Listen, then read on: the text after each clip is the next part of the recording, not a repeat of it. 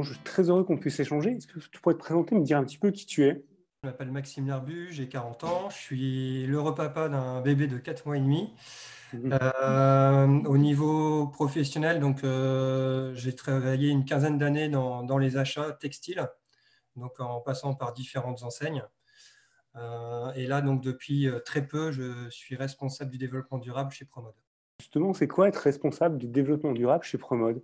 Ma mission première, ça va justement de structurer la stratégie qu'on veut lancer chez Promode, parce qu'il y a beaucoup de démarches qui ont été amorcées. L'objectif maintenant, ça va être de structurer tout ça, de définir une feuille de route et nos priorités pour les prochains mois et années à venir. Je crois qu'on va parler de mode sans plastique. Je trouvais que Oui. le titre était un peu large. On a échangé au téléphone avant. Ça existe vraiment, cette mode sans plastique? En tout cas, l'initiative existe. Après, c'est assez compliqué hein, sur la mise en œuvre. On s'aperçoit que ce n'est pas si simple. On est devenu assez dépendant quand même du plastique. On voit vraiment les avantages considérables qu'il peut y avoir. Néanmoins, voilà, aujourd'hui, on est un groupe, un collectif qui travaille sur justement la réduction, la suppression et la substitution au plastique. Comment tu parles de ce collectif? Il y a qui dans ce collectif? Nous sommes une quinzaine d'entreprises, principalement dans le nord, mais aussi dans la région parisienne. D'accord. Je peux en citer quelques-unes, hein. On a notamment Tape à l'œil, Camailleux, on a Damar, on a pas mal de VPCistes, donc Damar, Redoute, Blanche-Porte. On a également ID Kids. On a d'autres opérateurs aussi qui se joignent à nous aussi, comme l'ADEME. Ok. On est en collaboration, donc l'initiative a été lancée par Promode avec Nordcrea aussi, donc avec Majdonis Bailly. Qui Et est voilà, juste là. donc voilà. Donc, Mm. et aujourd'hui, donc oui, on a été rejoint aussi. Bah, donc aujourd'hui, on a les Galeries Lafayette, on a aussi Agnès B qui nous a rejoint. Voilà. Je les cite Alors, pas tous, mais on a des gros acteurs comme Kiabi, comme Decathlon aussi qui sont présents. Donc voilà, on voit que les problématiques en tout cas sont assez différentes d'une enseigne à l'autre. Donc c'est intéressant d'échanger. parfait. Alors, justement, ça se passe comment dans ce groupe de travail? Quand vous avez décidé de faire cette mode sans plastique, concrètement, qu'est-ce que vous faites? Concrètement, bah déjà, on est parti de constats, c'est-à-dire savoir où on utilise du plastique aujourd'hui. Donc, le plastique aujourd'hui il est utilisé pour la protection de nos produits sur toute la supply chain. On l'utilise aussi, bah, on le retrouve dans les cintres.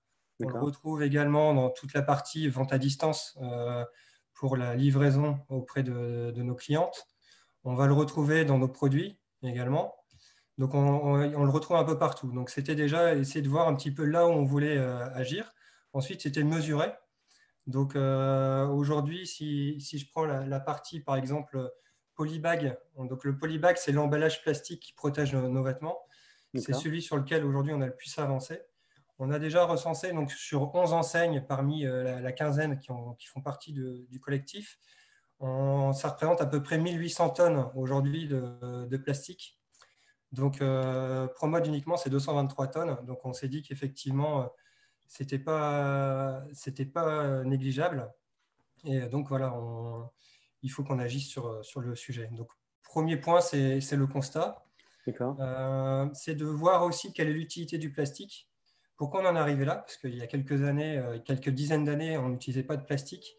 Aujourd'hui, on est devenu dépendant. Donc, il faut s'expliquer, faut expliquer aussi aujourd'hui pourquoi on est dépendant justement de ce plastique-là. Donc, il apporte une protection isolante, il résiste dans le temps, aux intempéries, il est léger, il est peu cher. Il permet aussi de garder le vêtement plié et propre pendant le traitement en fait, de toute la chaîne logistique. D'accord. Ensuite, on a regardé aujourd'hui qu'est-ce qui nous empêche justement de supprimer le plastique. Donc, le premier point, c'est un peu de contrainte logistique, c'est-à-dire qu'avec l'automatisation aujourd'hui, on a certaines contraintes, notamment de produits. Le produit, il doit rester justement plié pendant son traitement. Donc aujourd'hui, voilà, on est un petit peu dépendant de ça. Et puis après, il y a aussi une phase de protection justement pour que le produit arrive propre en magasin et arrive aussi plié.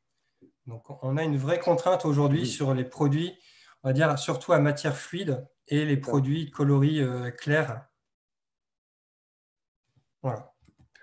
Parfait. Tout à l'heure, tu évoquais Norcrea qui maintenant s'appelle Fashion Green Hub. Oui. Comment ça se passe la collaboration entre Promode et Fashion Green Hub? Bah, ça s'est fait de manière très, très limpide. En fait, la prise de conscience, moi, elle s'est faite en magasin. C'est-à-dire, premier jour D'accord. des soldes, j'étais allé au magasin de Wascal, donc j'étais en réserve. Je retirais, donc je réceptionnais tous les colis. Et en une journée, j'avais vidé à peu près deux sacs bien tassés, deux sacs poubelles de polybag. Donc, avec l'émergence qui se passait, avec l'activité sociale qui pouvait se produire autour de moi, en fait, bah, finalement, ça a fait écho vraiment. Et donc, j'ai voulu lancer un collectif sur ce sujet, parce que finalement, on est D'accord. tous concernés. Et en parlant un peu autour de moi, on m'a dit justement, bah, renseigne-toi, parce que Majdouni Zbahi, justement, travaille sur le sujet et bah, souhaite justement se lancer un collectif aussi sur la mode sans plastique. Donc, bah, j'ai contacté Majdoulin et puis après, ça s'est fait, ça a été très, très limpide. Alors, je prends une question dans le chat parce qu'il y a des questions notamment sur les polybags. Comment on Mhm. pourrait le remplacer? Voilà. Est-ce que vous avez trouvé ou sinon, quelle piste vous avez de solution? Alors, on a trouvé des pistes, malheureusement pas encore sur la totalité. Mhm. Aujourd'hui, alors, on est plus ou moins avancé sur les collectifs, mais on commence à remplacer en fait ces polybags par des bandelettes cartonnées. Donc, des bandelettes cartonnées, si possible, FSC et recyclées. Donc, après, attention aussi quand on utilise des produits de substitution à l'empreinte écologique, justement, l'impact environnemental de ces produits. Donc, pour ce faire, on a mesuré en fait l'impact des différentes alternatives auxquelles on pensait sur le site de Citeo. Donc, c'est www.bee.citeo. Je crois que c'est fr ou .com, pardon. Ouais. Majdouni va partager Voilà. dans le chat. Et donc, sur ce site-là, en fait, ça nous permet de renseigner pas mal d'informations et de mesurer en fait l'impact environnemental des solutions en fait alternatives auxquelles on pense. Et bah, derrière, en fait, on voit à chaque fois l'impact par rapport au polybag, qui est, on va dire, le référent, sur différents critères comme la contribution à l'effet de serre, comme l'acidification de l'air, la consommation d'énergie, etc. Donc, c'est vraiment pas simple en fait de trouver des alternatives.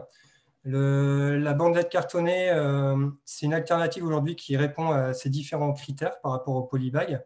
Oui. Voilà. Donc, chez Promode, par exemple, on est en phase de test aujourd'hui, notamment sur le denim et sur les pulls. Après, attention encore sur les coloris clairs et les matières fluides, parce que ça ne retient pas forcément le produit. Donc là-dessus, on n'a pas encore de solution.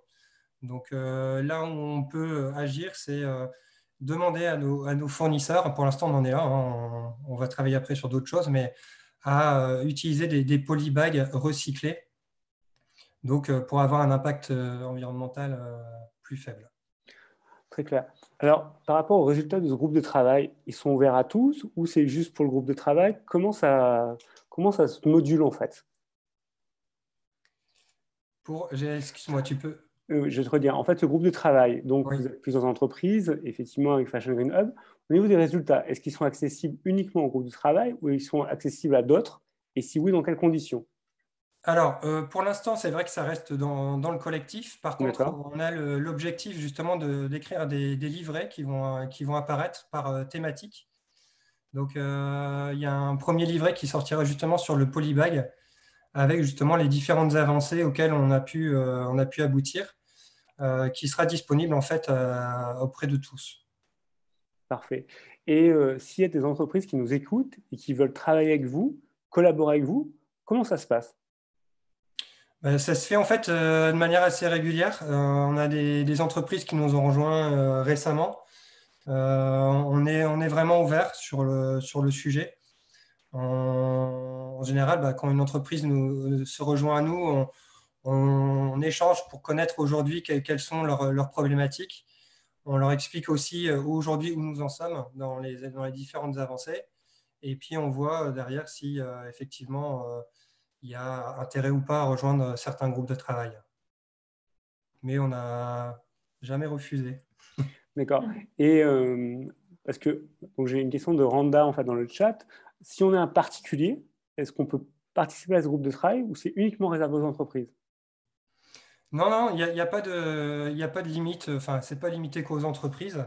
Après, là, on échangera aussi Ouais, avec Majdoulin. L'objectif aussi, c'est de ne pas non plus s'étendre trop parce qu'après, on peut vite se disperser. Là, d'accord. on s'aperçoit déjà qu'avec une quinzaine d'entreprises, c'est pas toujours évident de trouver des dates communes aussi pour échanger, pour avancer. Donc voilà. Et après, il faut voir un peu l'ampleur que ça peut prendre. Mais en tout cas, l'objectif, c'est de pouvoir échanger sur les bonnes pratiques. Donc, si une personne, par exemple, va intervenir à un moment donné pour échanger sur des bonnes pratiques, elle est vraiment la bienvenue. Voilà. Après, si c'est être membre permanent, effectivement, il faudra qu'on réfléchisse à une méthode. Parfait. Maxime, il va nous rester 2 minutes. On a vu que vous étiez très impliqué sur la mode sans plastique. Est-ce qu'il y a d'autres sujets chez Promode où vous allez mettre un accélérateur? Oui, oui, oui. Alors, je voulais juste revenir à 2 secondes, Vas-y, très vas-y. rapidement, parce qu'il reste 2 minutes. Mais sur la partie polybag, ce qui a été fait aussi, juste dans les bonnes pratiques, c'est l'arrêt du polybag aussi sur tout ce qui est échantillonnage. Parce que ça paraît anodin, mais sur le collectif, ça représente déjà 1 tonne. Donc, c'est important aussi, voilà, même des petites actions à les mettre en place. Après, je voulais échanger aussi sur la partie, par exemple, pré-pack aussi aujourd'hui, donc les colis assortis qui permettent de réduire aussi ce nombre de polybags. Je resterai après en chat s'il y a des réponses, parce qu'on a d'autres choses aussi, et puis après, il y aura de toute façon le livret. Ok. J'enchaîne sur Promode. Aujourd'hui, oui, alors il y a beaucoup d'initiatives qui sont lancées. L'objectif premier, c'est effectivement de réduire la surproduction, parce que c'est ce qu'on produit de trop aujourd'hui qui pollue le plus. Donc aujourd'hui, on a lancé pas mal d'initiatives sur le on-demand, sur le crowdfunding. On a lancé aussi le site Dressing Bis qui répond en fait ce qui est un site de vente de seconde main de produits Promode. On travaille aussi, donc on a créé un groupe de travail au sein de l'offre pour l'instant. Et donc on est une vingtaine de personnes à travailler sur des projets de développement durable et sur lesquels on a abouti pas mal. On a 9 projets en cours. Et maintenant, on est en train de dupliquer en fait ce format-là parmi toutes les directions en fait. Donc c'est quelque chose de très récent puisque ça date de vendredi dernier. Et D'accord. voilà, c'est quelque chose qui prend très très bien. En général, les collaborateurs en fait sont hyper épanouis parce que c'est des sujets innovants et qui sortent un peu du quotidien. Donc ça prend très bien.